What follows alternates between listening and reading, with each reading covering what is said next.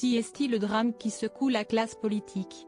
10 jours après la mort de Thomas, 16 ans, rugbyman poignardé à la sortie d'un bal à Crépol, Drôme, sa tragique disparition est toujours au cœur des discussions, que ce soit sur les chaînes d'info ou à l'Assemblée, où le RN fait notamment un lien avec l'immigration.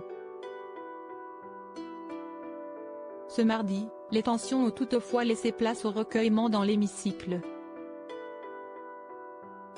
En signe de solidarité de cœur et d'esprit, comme l'a souligné Yael Braun-Pivet, une minute de silence a été observée.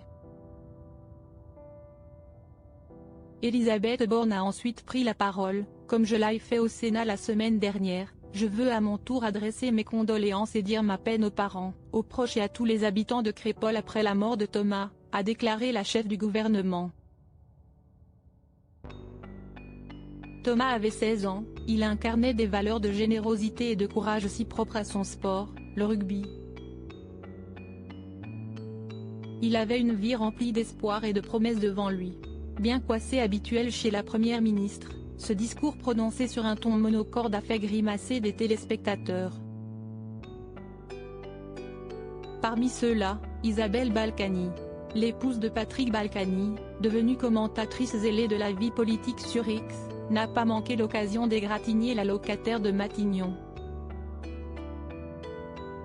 Rarement vu un hommage aussi glacial, a grincé l'ex-figure de la droite des Hauts-de-Seine. Lui puis récité sans aucune empathie, sans aucune sensibilité. Il s'agit d'un gamin de 16 ans. Et vous êtes une femme, une mère, Elisabeth Borne ?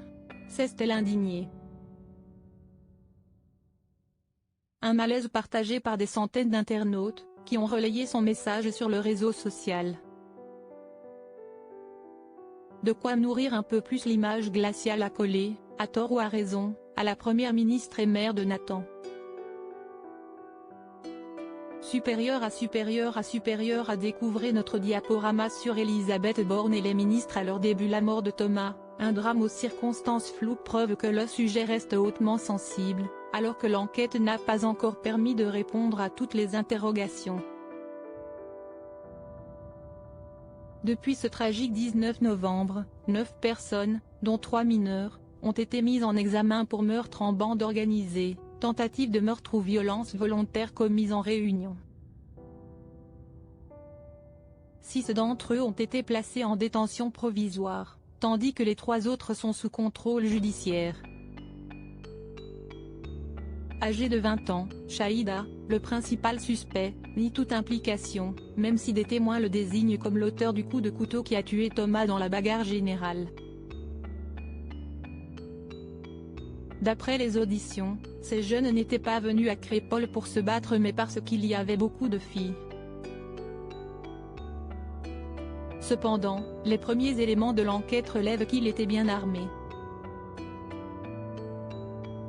Le Parisien a également révélé qu'une moquerie d'un des amis de Thomas, sur les cheveux longs d'un des membres du groupe, aurait déclenché la bagarre mortelle.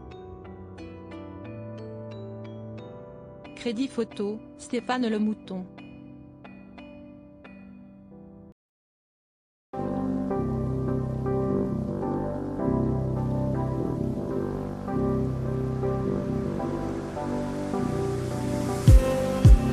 Just